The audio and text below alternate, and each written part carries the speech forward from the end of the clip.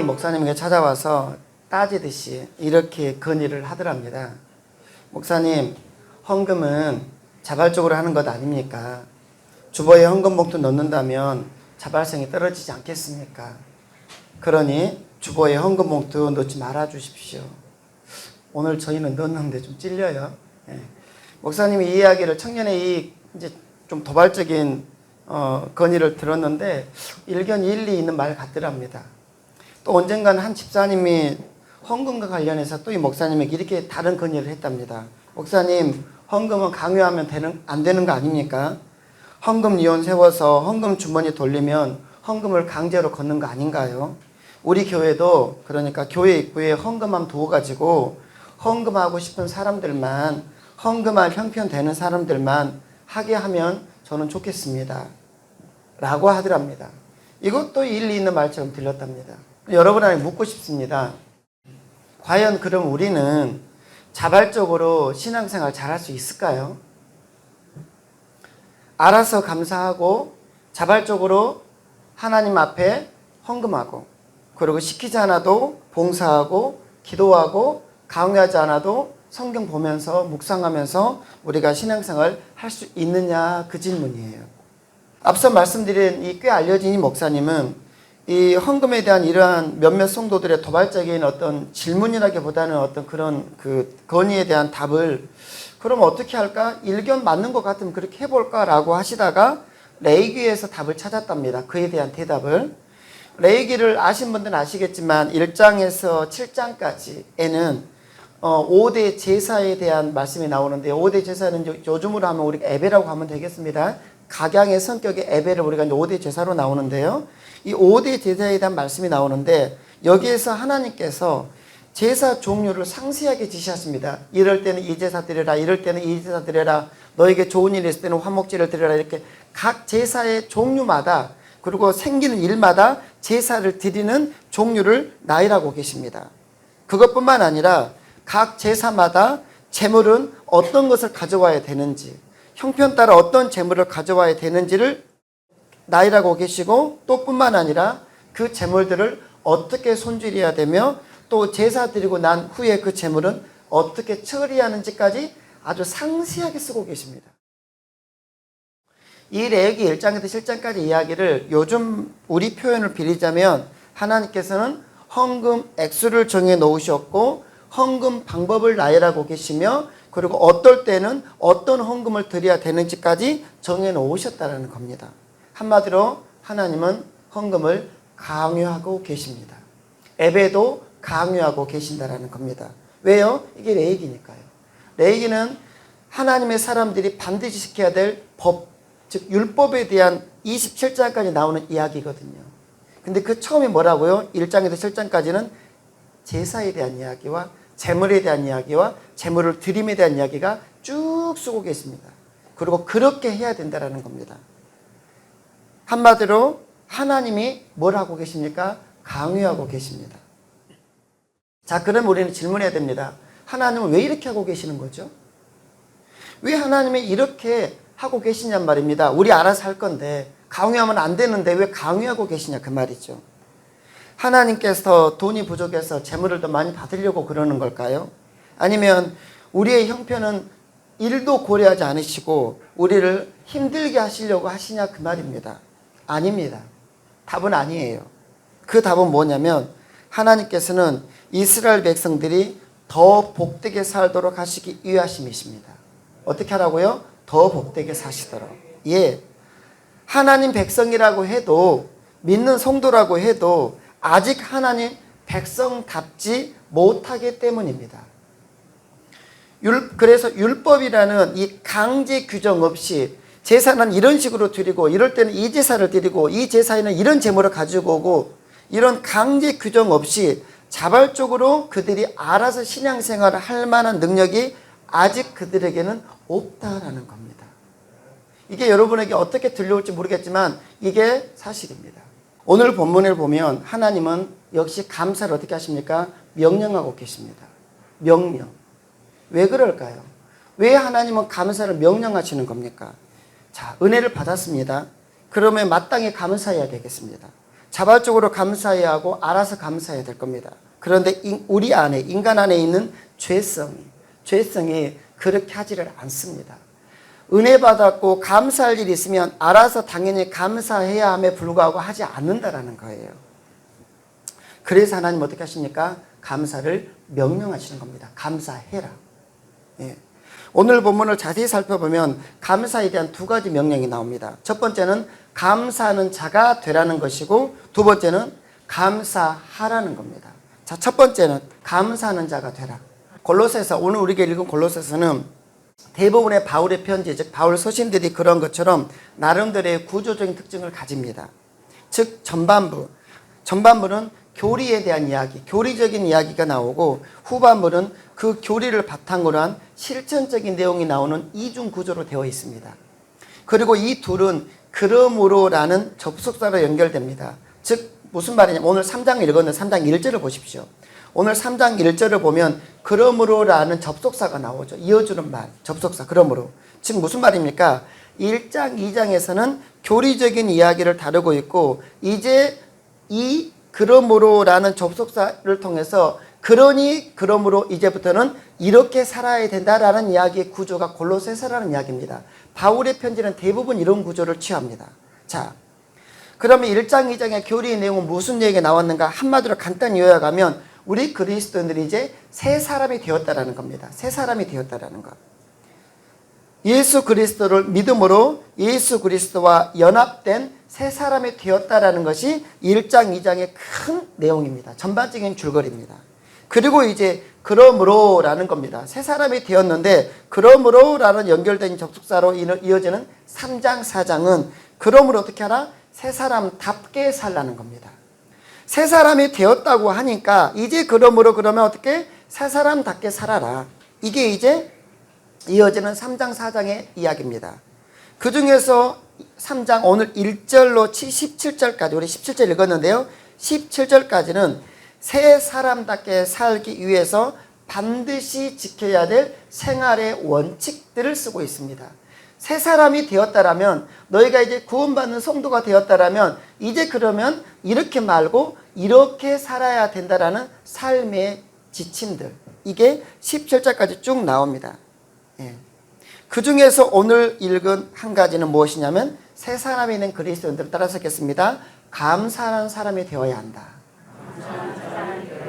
네, 감사라는 겁니다. 자, 15절입니다. 그리스도의 평강이 너희 마음을 주장하게 하라. 너희는 평강을 위하여 한 몸으로 부르심을 받았나니 너희는 또한 감사하는 자가 되라. 이건 명령입니다. 되어줄래요? 되었으면 좋겠습니다. 청유형, 권유형이 아니라 뭐라고요? 감사하는 자가 되라. 자, 감사하는 자가 되라는 명령을 받는 사람들은 누구냐면 성도들입니다. 이것은 그래서 교회 밖에 있는 사람들에게 하는 명령은 아닙니다. 어떻게 해요? 새 사람이 된 자들, 성도라고 불림받는 사람들, 혹은 나는 성도라고 생각하는 사람들, 그러면 너희는 뭐하라? 감사하는 자가 되라. 명령입니다. 누구의 명령이요? 하나님의 명령. 하나님 명령을 무조건 지켜야 되는 거죠. 단순히 한두 번 좋은 일 있을 때 감사하는 이야기 아닙니다. 늘 감사하는 자가 되라는 겁니다. 그러면 여러분, 이게 어떻게 가능할까요? 어떻게 우리는 늘 감사하는 삶을 살 수 있느냐, 그 말입니다. 여기서 우리는 새 사람이 됐다라는 표현을 주의해 보아야 됩니다. 새 사람이 되었다. 골로새서 3장 1절을 보면 새 사람이 됐다라는 것을 이렇게 표현합니다. 너희가 그리스도와 함께 다시 살리심을 받았으며. 자, 이 말씀은 이런 이야기죠. 우리 그리스도인들은 죽을 사람들인데 이제 예수 그리스도와 함께 어떻게 다시 살리심을 받아 무엇이 되었다? 새 사람이 되었다. 즉 뭡니까? 죽을 사람이 살게 되었다라는 겁니다. 그러니 뭐하라? 감사하라. 저주받아야 될 사람이 복을 받게 됐으니 뭐하라? 감사하라. 오늘 이 표현은, 이 구절은요, 우리가 성도들이 감사해야 될 감사의 근본적인 이유를 말하고 있는 겁니다. 여기에서는 환경을 말하는 게 아닙니다. 너희가 이번에 대박이 났으니, 자녀가 대학에 들어갔으니, 이번에 남편이 승진을 했으니, 이번에 건강이 회복되었으니, 이런 잡다한 이야기들이 아니라, 여기서는 뭐냐면 성도, 그리스도인이 감사해야 될 감사의 근본적인 이유, 감사가 시작되는 그 베이스를 이해하고 있다는 겁니다. 그것이 무엇이었습니까? 새 사람이 되었으니. 새 사람이 되었으니. 저주받을 자가 율법의 저주하에 놓여서 이제 그 율법의 저주하에 지옥으로 끌려갈 너희가 이제 어떻게 그리스도로 말미암아 살아나게 되었으니 환경은 이러하더라도 뭐하라? 감사하는 자가 되는 것이 어다? 마땅하다. 믿으시길 바랍니다. 사실 여러분 우리 모두는 죄로 인해 하나님 앞에 심판받아야 하고 그 죄값으로 영원한 지옥의 형벌을 당할 수밖에 없는 운명에 처해진 자들이었습니다. 이것이 바로 우리의 옛 사람입니다. 새 사람이 아닌 옛 사람. 그런데 주님께서 십자가에서 여러분 우리 대신에 죄값을 혹독히 치러주셨기에 완벽하게 치러주셨기에 이제 우리는 더 이상 죄로 인한 심판을 받거나 멸망당하지 않게 되었더라는 겁니다. 바로 이들이 누굽니까? 새 사람입니다. 이들이 누굽니까? 그리스도인입니다. 이들이 누굽니까? 성도입니다. 그러므로 나는 성도라고 여김받는 사람은 반드시 내가 누구인지, 내가 성도라는 칭호를 어떤 대가를 치르고 누가 대가를 치러서 얻게 됐는지 우리는 반드시 명심하고 사셔야 됩니다. 안 그러면 배은망덕한 자들이죠. 그러니 당연히 감사라는 겁니다. 그러니 당연히 감사라. 먹을 게 없고 자식 때문에 속이 상하고 이타 저타 하더라도 일단 내려놓고 그래도 우리가 새 사람 되었으니 감사하라. 여러분 구원받는 성도들에게 이것보다 우선되는 감사는 없는 줄로 믿습니다. 구원받음을 감사하지 않는다면 여러분 우리는 감사할 게 아무것도 없을 거예요. 어떤 목사님은 목회자 세미나에서 자기소개를 하시면서 다짜고짜 이렇게 말씀하시더라고요. 저는 죽었다 살아난 사람입니다.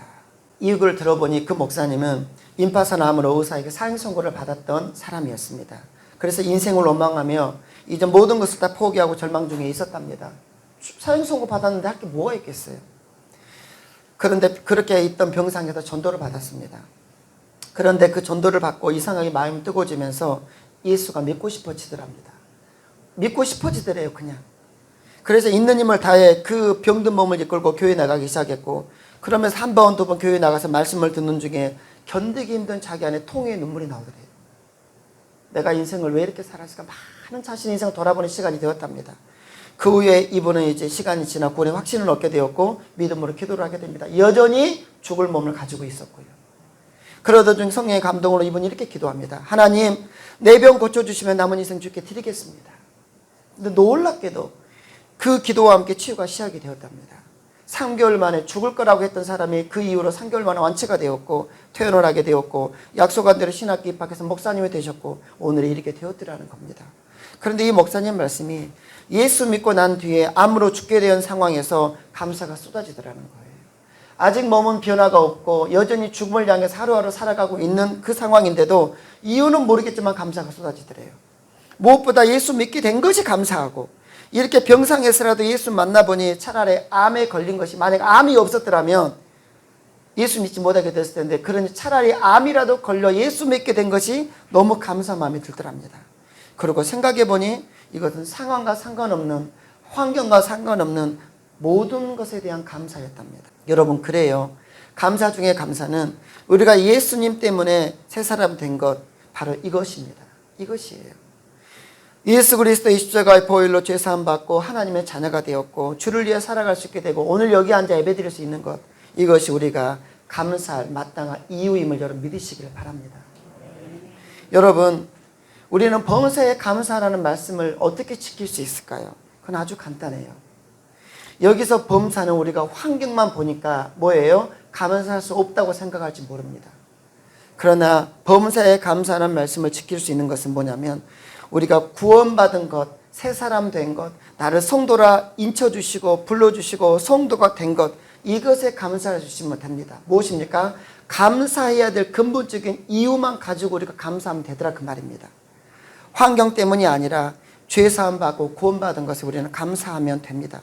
여기가 감사의 시작입니다. 이것만 감사할 수 있으면 나머지 감사는 따라오면 여러분 믿으시길 바랍니다. 우리가 잘 부르는 즐겨 부르는 찬양 가운데 주님께 감사하는 찬양이 있죠. 날 구원하신 주 감사, 모든 것 주신 감사, 지난 추억 인해 감사, 주 내 곁에 계시네, 향기로운 봄철에 감사, 외로운 가을날 감사, 사라진 눈물도 감사, 나의 영혼 평안해, 응답하신 기도 감사, 거절하신 것 감사, 해처럼 높은 감사, 모든 것 채우시네.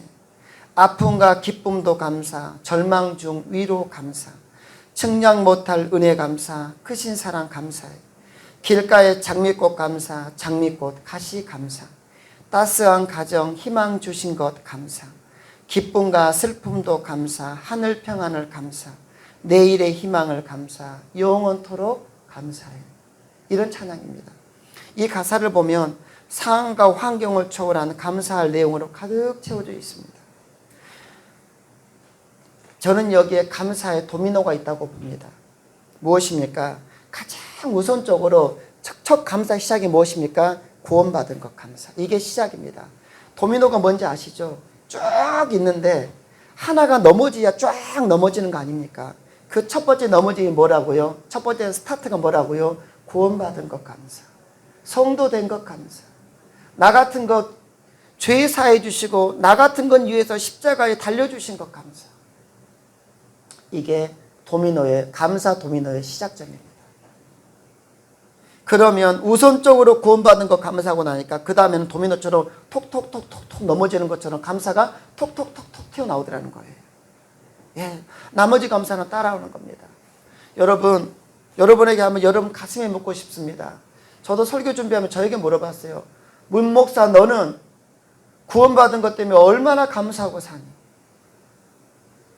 너무 당연한 것처럼 이제 십자가라는 것이 너무 당연하고 이 구속의 은혜가 너무 당연하고 구속의 이 말씀이 너무 당연한 거 아니냐라고 제가 저에게 물어봐요. 여러분에게 물어보십시오. 여러분은 하루의 감사 가운데 날 구원해 주신 것에 대해서 얼마나 감사하고 계시는지. 여러분 기억하셔야 됩니다. 나 하나 살리기 위해서 하나님은 독생자를 십자가에 못 박아주셨다라는 것. 그분의 피가 철철 흘러 넘치고 그분의 부르짖음에도 하나님은 외면하셨습니다. 그 대가를 치르고 우리는 오늘 여기에 있는 사람들이 되었고 성도가 되었을 줄 믿으시길 바랍니다. 그렇다면 조금 사는 게 어렵고 조금 어렵진 않겠죠. 많이 어렵겠죠. 그러함에도 불구하고 우리는 어떻게 해요? 그 모든 것들 내려놓고 가장 무엇보다 그러함에도 불구하고 감사할 수 있는 감사한 자가 되는 저희 모두가 되시길 주님의 이름으로 축복합니다. 두 번째는 우리 주님은 감사하라고 하십니다. 감사하는 자, 감사할 만한 조건을 가진 자, 그리스도인이 되었으니 뭐하라? 감사하라. 17절입니다.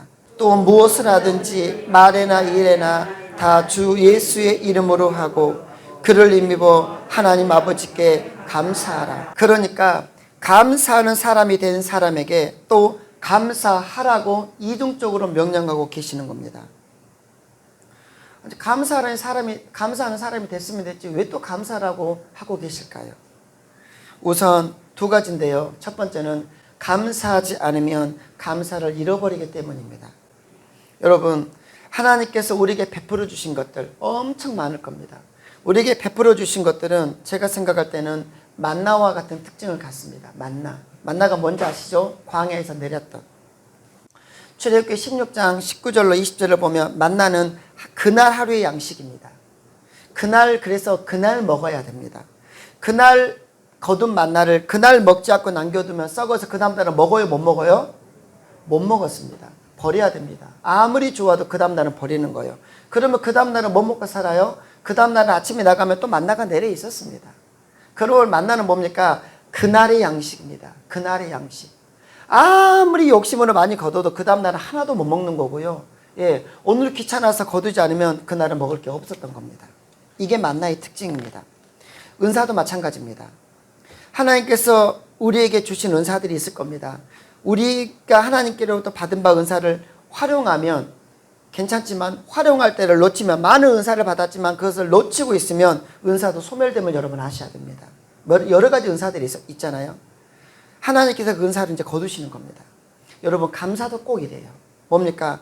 받은 바 은혜를 감사하면 계속 감사할 마음이 남아있어서 계속해서 감사의 거리와 감사가 되어지는 겁니다. 계속 감사가. 그런데 받은 바 은혜를 감사하지 않아요. 그러면 어떻게 되냐면 감사할 마음이 거짓말처럼 사라집니다. 예, 오늘은 감사했습니다. 그리고 감사할 마음이 들었습니다. 근데 그 감사를 표현하지 않으면 어떻게 해요? 당연시 여길 수 있어요. 하나님께 받은 바 은혜, 받은 바 어떤 이야기들을 감사하고 기도의 제목을 받고 하나님께 계속 올려드리면 계속해서 그 마음이 생기지만, 그러지 않으면 그것이 사그라든 여러분 그것도 아셔야 됩니다. 감사를 하지 않으면 감사할 마음이 사라지고 계속 감사할 수 없고, 그러면 감사가 사가진 마음에는 무엇이 들어가는 겁니까? 원망과 불평과 핑계거리가 들어가기 시작합니다. 그러면 그때부터 우리는 성도는 믿음으로 살아가지만 우리의 삶은 이제 하나님 주시는 행복을 삶을 살아가기는 쉽지 않을 겁니다. 신앙생활은 여러분 자전거 타기라는 이야기 들어보셨을 겁니다. 신앙생활은 자전거 타기와 비슷합니다. 자전거는 우리가 아는 것처럼 계속 페달을 밟아서 앞으로 갈 때 어떻게 합니까? 바로 서가지고 앞으로 쭉 달려갑니다. 계속 페달을 밟을 때. 적어도 지금의 속도로 밟든지 아니면 조금 더 가속해야 할 때 우리는 가속해서 살아가면 자전거는 넘어지지 않는 거죠. 그런데 지금보다 속도가 줄어들었지 아니면 페달을 아예 밟지 않는 겁니다. 지금은 잘 가고 있어서 그냥 페달을 쉬어버리는 겁니다. 그러면 점점점 속도가 떨어지면 그 다음 어떻게 되는 겁니까? 넘어지는 겁니다. 신앙생활에 꼭 이래요. 신앙생활에 꼭 이렇습니다.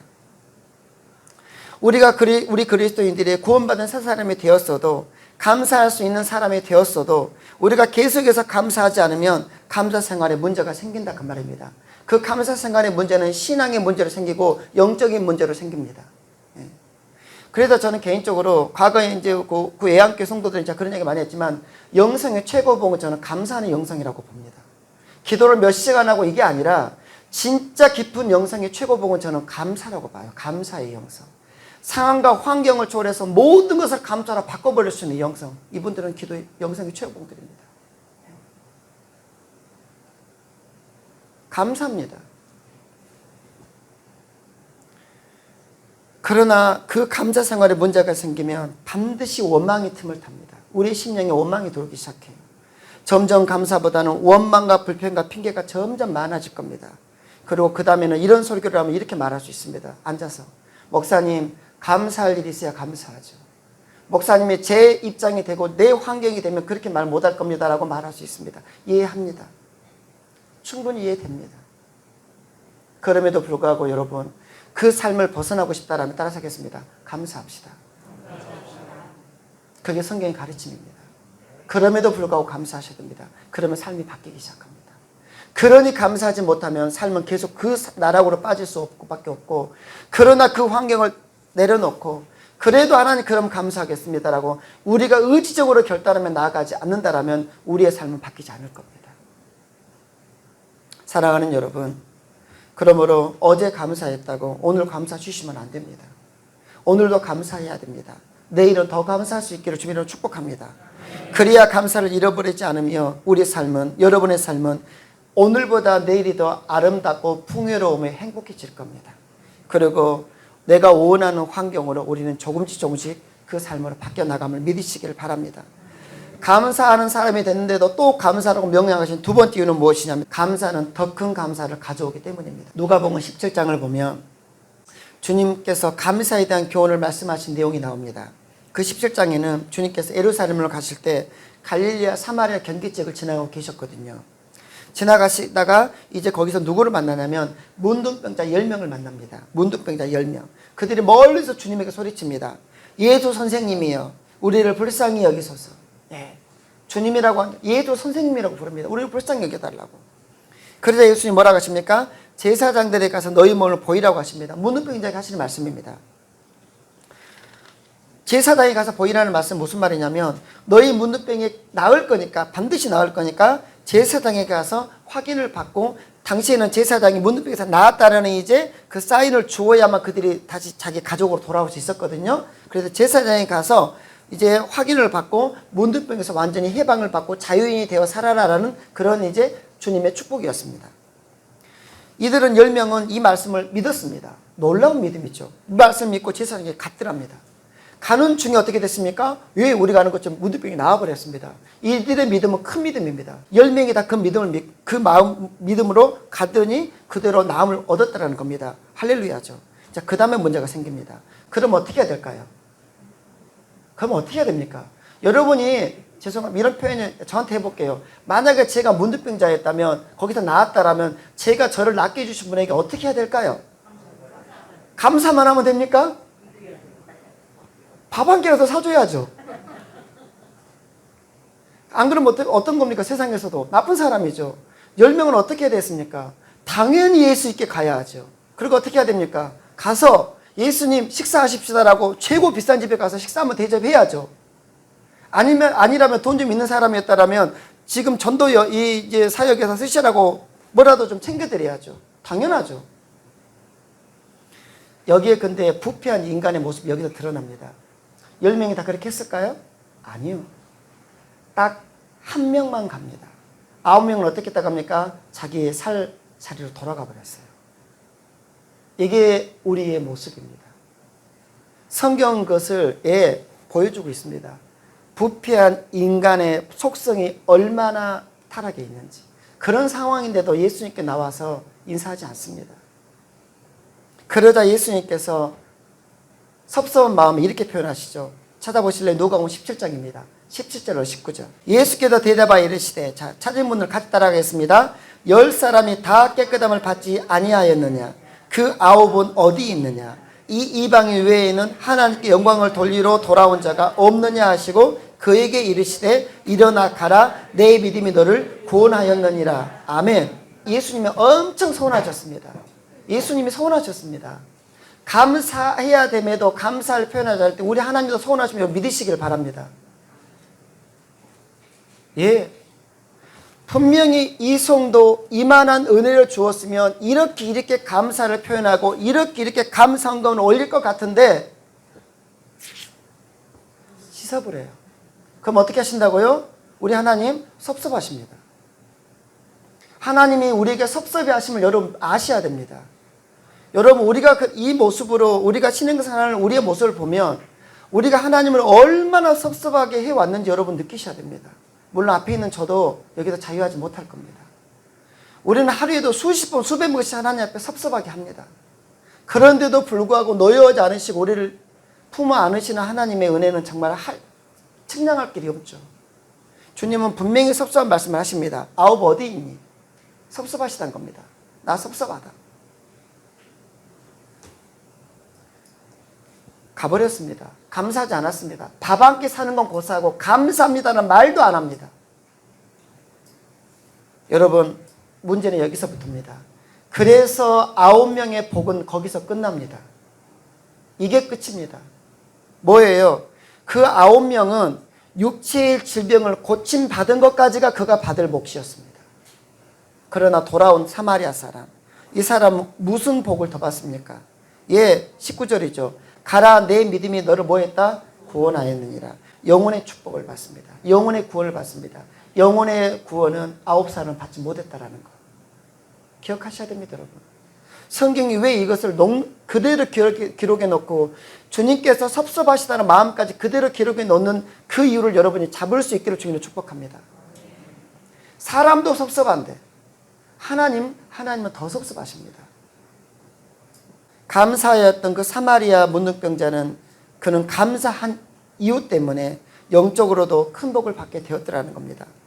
미국 버지니아주에 가난한 모자가 살았습니다. 엄마와 아들이. 이 여인의 남편은 목사님이셨습니다. 목사님이었던 아버지는 일찍 세상을 떠났고 가난에 시달리는 어머니가 사모님이 남의 집 세탁, 재봉, 청소 등을 하면서 아들의 학비를 조달합니다. 아들은 어머니의 눈물로 겨운 노고를 항상 감사하게 생각하며 목숨을 걸고 공부합니다. 최선을 다해서. 그래서 미국의 명문인 프린스턴 대학을 수석으로 졸업합니다. 그리고 졸업생 대표로 이제 졸업 연설을 하게 되는 영광을 얻게 됩니다. 그런데 어머니는 큰 고민이 생겼습니다. 아들 이 졸업식 오라고 했습니다. 어머니, 제가 수석으로 졸업하게 되었습니다. 그리고 제가 연설을 합니다. 어머니가 오십시오. 이 말을 들었는데 너무 기뻤는데 어머니는 큰 고민인 거예요. 왜요? 아들의 졸업식에 입고 갈 옷이 한 벌도 없는 거예요. 변변한 옷 한 벌도. 그래서 수석으로 졸업하는 내 아들의 명예에 오점이 될까 봐 어머니가 노심초사합니다. 그래도 아들이 간절히 고언합니다. 어머니, 그래도 오십시오. 그러자 어쩔 수 없이 참석해서 저 뒷자리에 쪼그렇게 앉아 있습니다. 남의 눈이 띄지 않으려고. 아들은 연설을 마치고 다음과 같이 말합니다. 제가 이처럼 무사히 대학을 졸업하게 된 것은 먼저 하나님의 보호하심과 인도하심이고, 또 하나는 나를 가르쳐 주신 유능한 교수님들의 덕택입니다. 또한 특별히 저 때문에 고생을 거듭하시면서 학비를 조달해 주신 우리 어머니 때문입니다 라고 말해요.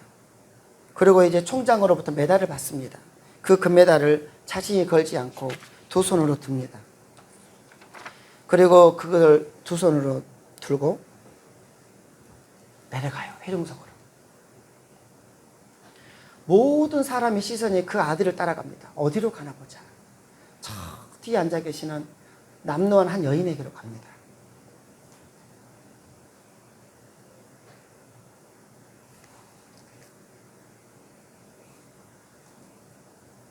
그리고 그 메달을 걸어드려요. 그리고 이렇게 말했답니다. 어머니 감사합니다.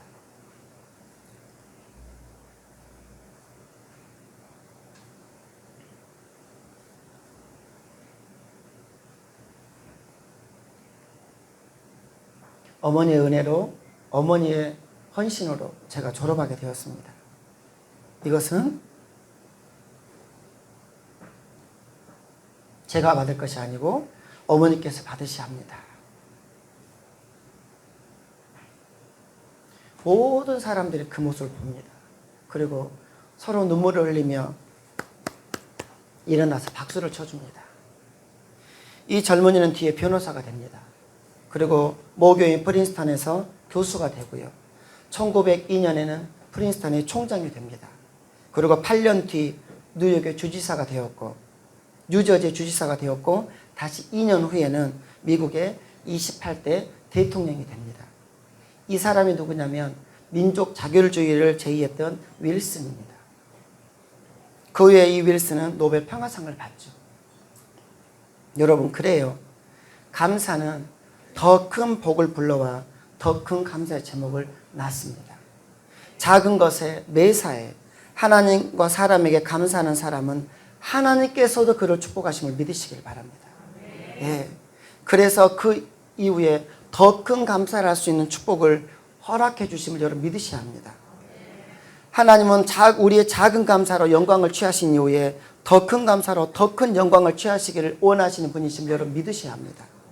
그래서 우리에게 하나님은 감사하라고 명령하시고, 그 명령에 순종하여 범사에 감사의 삶을 사는 사람들에게 크신 은혜와 복을 예비하고 계시는 큰 하나님이심을 여러분 기억하시길 바랍니다. 말씀을 마치려고 합니다. 사랑하는 여러분, 범사에 감사하십시오. 그리하면 하나님은 여러분의 삶에 더 큰 감사의 제목을 허락해 주십니다. 그리고 계속해서 감사가 이어지게 될 겁니다. 다음 주 우리는 맥주 감사 주일로 드립니다. 지난 6개월 동안 사건 사고로부터 지켜주셨고, 병마와 악한 이들로부터, 여러 가지 것들로부터 여러분의 가정과 일터와 우리의 영혼과 우리의 교회를 지켜주신 하나님이십니다. 오늘 여기까지 인도하셨습니다. 그 하나님께서. 그 하나님께 여러분의 마음을 담아 최고의 감사를 표현할 수 있기를 주님의 이름으로 축복합니다. 저는 이제 구 예안교회 성도들에게는 이렇게 가르쳤습니다. 1년에 감사는 4번 있다. 부활 감사, 맥주 감사, 추수 감사, 성탄 감사. 그리고 저는 성경을 참고로 이렇게 가르칩니다. 그때 감사는 여러분의 마음을 담아 사는 건데, 레이기의 말씀을 빌리자면 감사 헌금은 저는 이렇게 하라고 가르쳤습니다. 여러분이 가까운 지인의 경조사에 참석해서 할 수 있을 정도의 수준의 감사를 표현하시라. 4번뿐이거든요. 우리가 가까운 지인의 결혼식이나 아니면은 장례식에 참여할 때 가까운 지인에게 하는 정도의 수준이 있을 겁니다. 그것은 우리의 삶의 형편에 따라 다를 겁니다. 그러나 우리가 하나님께 드리는 1년 4번의 이 특별 감사는 하나님께서 우리를 구원해 주셨고, 하나님께서 6개월 동안 지켜주셨고, 그리고 1년 동안 지키셔서 이렇게 추수하게 하시고, 그리고 이 땅에 날 구원하기 위해서 이 땅에 독생자로 오시는 그 성탄 감사, 이 4번 감사뿐입니다. 이때는 가까운 지인의 이상 정도는 우리가 해야 되지 않는가라고 저는 말합니다. 여러분 믿음대로 받으시고, 저는 그렇게 우리가 여러분 형편껏 그러나 최선을 다해서, 그리고 미리 드린 이유는 무엇이냐면 여기에 반년 동안에 하나님께서 내게 주신 감사를 적어오시라는 겁니다. 급한 마음에 다음 주 오셔가지고 주머니에 꼬깃꼬깃 10,000원짜리 꺼내가지고 담아서 드리는 게 아니라 한 주간 동안 하나님께서 6개월 동안 나를 얼마나 사랑하셨고 내 가정과 일들을 어떻게 지키셨는지에 대한 여러분이 한번 하나님의 그 삶을, 하나님의 은혜를 돌이켜보면서 미리 다 적으셔서 여러분 마음을 담아 최선을 다해서 하나님께 드릴 수 있는 그 감사, 그 감사를 하나님께서 받으실 줄로 저는 믿습니다. 감사해야 합니다. 그래야 하나님은 우리 삶에 더 큰 은혜와 축복으로 부어주심을 믿으시길 바랍니다. 간절히 바라기는 감사라는 오늘 말씀의 순종함으로 하나님으로부터 풍성한 감사와 복을 받아 누리는 저희 모두가 되시기를 주님의 이름으로 축복합니다.